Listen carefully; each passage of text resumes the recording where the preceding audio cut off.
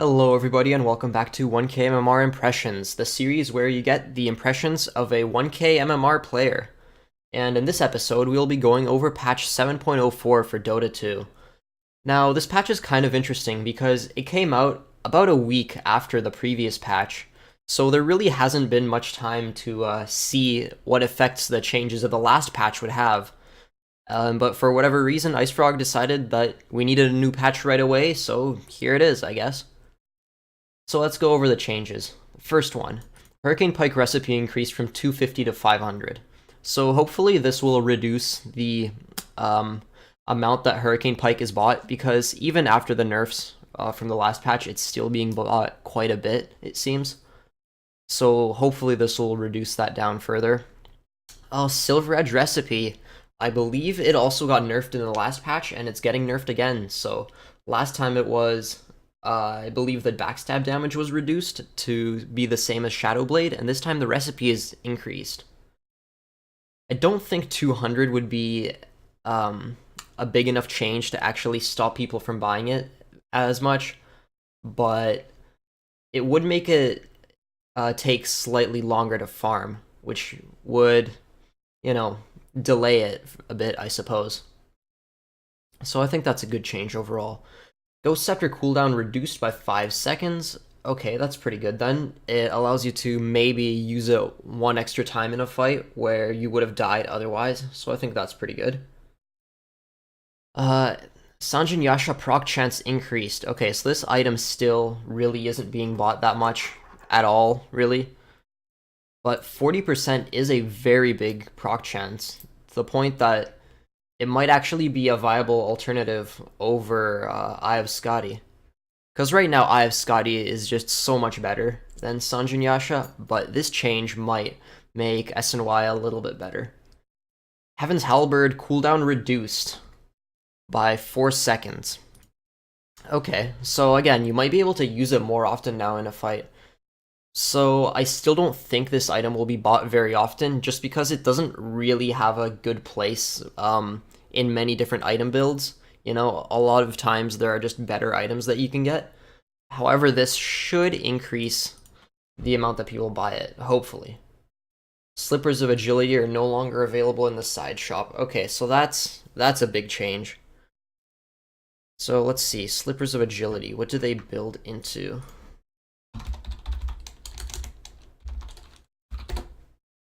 So they build into Wraithband and Poor Man's Shield. Okay. So then I would see this as a nerf to agility carries, to be honest, because it seems like many agility carries, such as Juggernaut and, I don't know, maybe Luna even, they purchase Poor Man's Shield. And right now it's a very good item. It's very useful in the laning stage, to the point that I guess IceFrog thought it was overpowered. So now, again, just like with the Blightstone, you now have to commit to it earlier if you really want to build it. You have to either put the slippers on the courier, or just buy them beforehand. But if you buy them beforehand, you probably won't have enough gold for the Stout Shield, which I don't think is a worthwhile sacrifice. So yeah, this is a very big nerf, to be honest. Now, Poor Man's Shield would probably be bought a lot less, and maybe even Ring of Aquila won't be bought as much, because right now it's still a very good item. The mana regen especially that it provides, as well as the stats, are just so good. Onto the heroes. Centaur, or Stampede Scepter damage reduction reduced from 50% to 40%. So when you buy Scepter and use your ultimate, the damage reduction isn't as high. It's 10% lower now, from 50% to 40%. So Centaur is still a powerful hero, but I don't think nerfing the Ags is honestly the way to go. I think nerfing some other things about him might be better, but we'll see what effect this change has. Monkey King, Primal Spring Slow rescaled. So that's 10% less at level 1 and 5% more at level 4. So now it's actually worthwhile to put points into that. Yeah. And as well with the other change, the spring winding up sound effect can now be heard by nearby enemies. So yeah, I guess that's a decent nerf. Right now, Monkey King is being played a lot as a support in pro games, but in low MMR, obviously, he's still being played as a carry. But this change will actually, I think it's more of a change towards the pro scene, because as a carry or as a support, these levels are more important. So now you actually have to choose more. You have to invest more into it to make it more effective. And as a support, you don't really have that many levels, so you really have to choose now.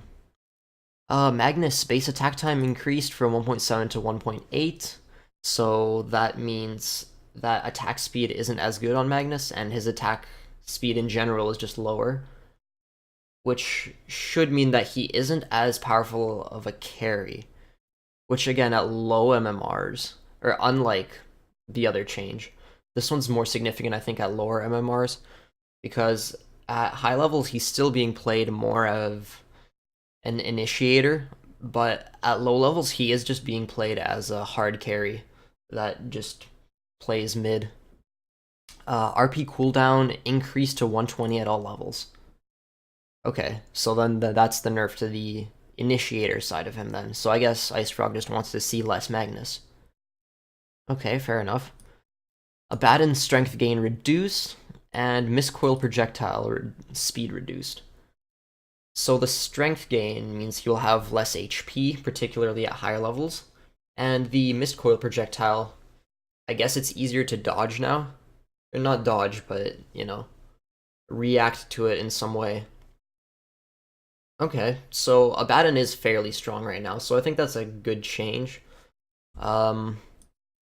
Yeah, it really impacts both support and carry Abaddon, in any of the positions that he plays. So, okay. Yeah, I'm fine with this. Lifestealer, another nerf. Base damage reduced by 2. Last patch, I think it was reduced by 3 or so. So, yeah, I guess now he's even worse. In the laning stage particularly, I guess now Quelling Blade would have to be an item that's bought even more on him. Okay, interesting. Keeper of the Light nerfed again. Last time it was the mana leak, this time it's the base damage. So, okay, it's making him less annoying overall. And yeah, it's more difficult to harass as Coddle. Alright, fair enough, I suppose. Brewmaster, Drunken Brawler cooldown reduced. Okay. So that's a buff to Brewmaster, which I like. And yeah, to be honest, I don't play enough Brewmaster to know the exact impact of this change, but 3 seconds at level 1 does seem like quite a bit. Nature's Prophet. Level 10 talent increased from 225 health to plus 250. So 25 health, that's okay. It's not huge. But, it is what it is. Level 15 talent changed from movement speed to extra treants. Okay. Extra treants. So when 7.0 first came out, I believe the level 25 talent was plus 6 treants. And that was terrible. But now you get plus 4 at level 15. I think level 15 is early enough that the treants don't just get killed instantly. And yeah, I think this honestly is a buff. Because with this whole split pushing style that Ice Frog seems to be, focusing the game towards, this would really help out with that. 4 extra treants. Yeah, that would help you push quite a lot faster. So yeah, I like that. Razor, both of his level 20 talents got buffed, 10 extra attack speed, and 50 extra health. Okay, so it's a bigger buff to the health, I think, because 10 attack speed is really not that much. But yeah, I guess Razor just keeps getting buffed, but he still isn't seeing very much play right now. And to be honest, I don't think these changes are enough to see Razor be picked a lot more. Death Prophet, 2% extra magic resistance on her level 10 talent, and Exorcism Spirit damage increased. So now she's better at pushing with this extra exorcism damage.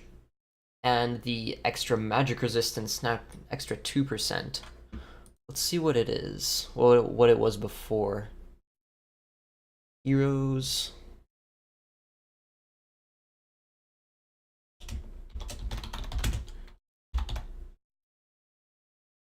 Okay, there's Death Prophet. Okay, 12% magic resistance, whereas before it was 10%, and then in 7.03, it was buffed from 8% to 10%. Okay. So, yeah, now I guess we might see this talent picked up, but even though 5% Spell Amp is very little, it's just so good on Death Prophet, I feel. But maybe that extra 2% will change people's minds, who knows? Queen of Pain, Shadow Strike cast point reduced. So that feels like it's complementing the change from last patch where Pop's level 25 talent got changed to 0 Shadow Strike cooldown. So now it just means she can spam Shadow Strike more. And, you know, it doesn't take as long to cast. So, okay, I think that's good. Because that talent, to be honest, still isn't very good due to this very high cast point. I mean, you'd think that 0 cooldown would be overpowered, but when it takes this long to actually cast the spell, it's not. It doesn't feel like a 0 cooldown ability, you know? Because you're kind of stuck in that cast animation, and while you're casting, you can't attack or move or do anything else. So I guess this change. It's to sort of counter that and to perhaps complement the talent that she got. Okay, I like that. Phoenix, level 15 talent, another 30 GPM, gold per minute. I don't remember if the last buff was 30 as well, I think it was. But now this is actually very good. 150 gold per minute at level 15. That's a ton of gold on Phoenix. Now let's look at the other talent. To 65 Fire Spirits DPS. So let's see how much DPS they would do before. Phoenix.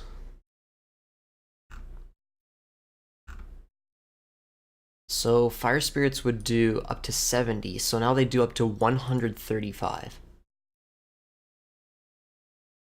Up to 480 damage to a single unit.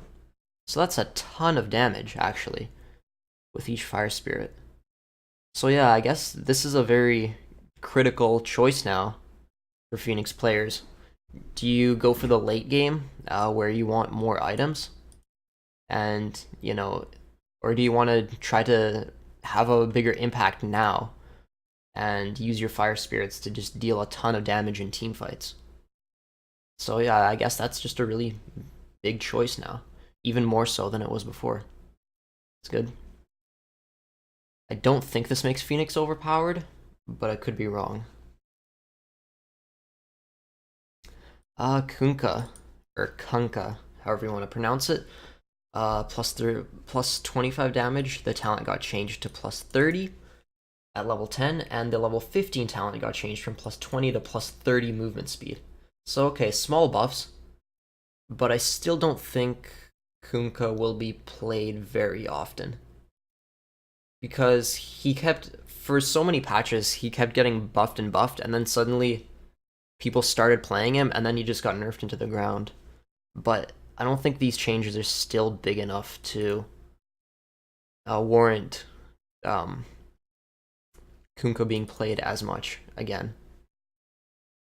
I mean, plus 5 damage, plus 10 movement speed is okay. But these changes just aren't that big. Lycan, base strength increased by 3. So that makes him tankier early on. Okay, I'm fine with that. I don't think that's a huge change. Arc Warden, strength gain increased. Okay, so now Arc Warden's going to be a lot tankier later. from 2.3 strength gain to 2.7. It's quite a big buff. I think this might actually... Well, it's not huge, but I think it's enough so that Arc Warden will get picked and, start winning a little bit more. Lone Druid, level 15 talent increased from plus 30 Spirit Bear damage to plus 50. Okay, so now the Lone Druid build, the old build where you'd actually focus on the bear, is a bit better than the ranged build now, so I'm fine with that. Because the melee build was just terrible before this. I mean, would you rather have plus 50 damage on your main hero or plus 30 on the bear? Most people would probably go for the attack range on the hero and the extra damage on the hero, as opposed to extra damage on the bear and whatever the other one was. So that's good. I like it. Ancient Apparition, Cold Feet mana cost reduced. That's okay, I guess. It's not huge. I think that's a fine change. Broodmother, she now gets extra lifesteal. Insatiable Hunger lifesteal increased from 60, 90, 120% to 60, 100, 140%. So this should make Broodmother stronger later. And the damage bonus is also increased from 60, 90, 120 to 60, 100, 140 as well. So yeah, that's good. That's a good change, I think. It, I guess, makes Broodmother stronger at fighting, and especially later, which I'm okay with. Bristleback, Cool Spray AoE increased from 625 to 650. So this will be better in spread out fights, I guess, where Bristleback has to have a little bit more range, I guess.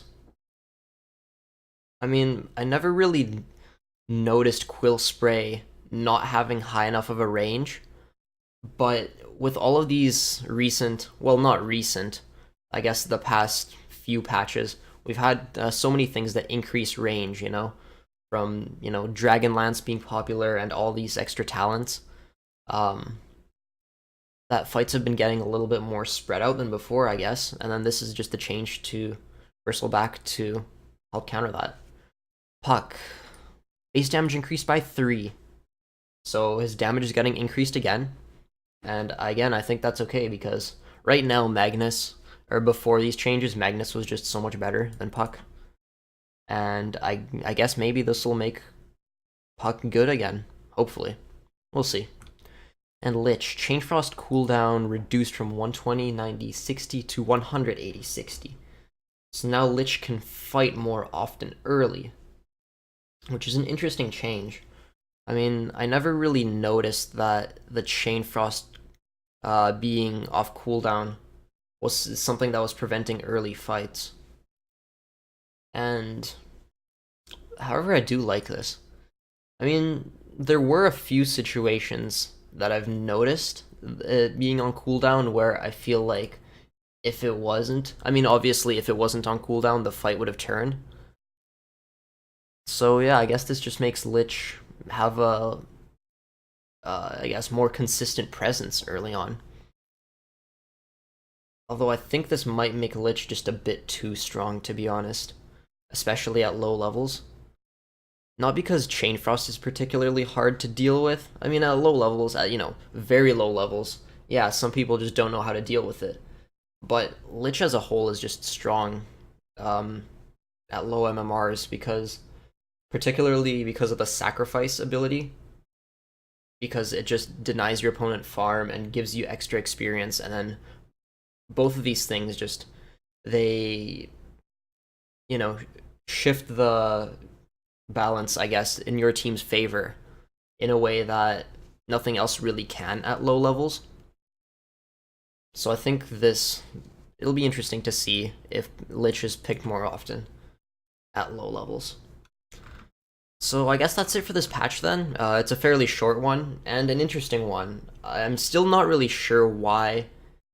It feels like 7.03 and 7.04 were one patch that just got split up into two for whatever reason. And I'm not really sure why, because all these changes are kind of similar to the changes we saw in 7.03, almost the same heroes getting nerfed and buffed, and and I don't know, it just seems really strange. But what do I know?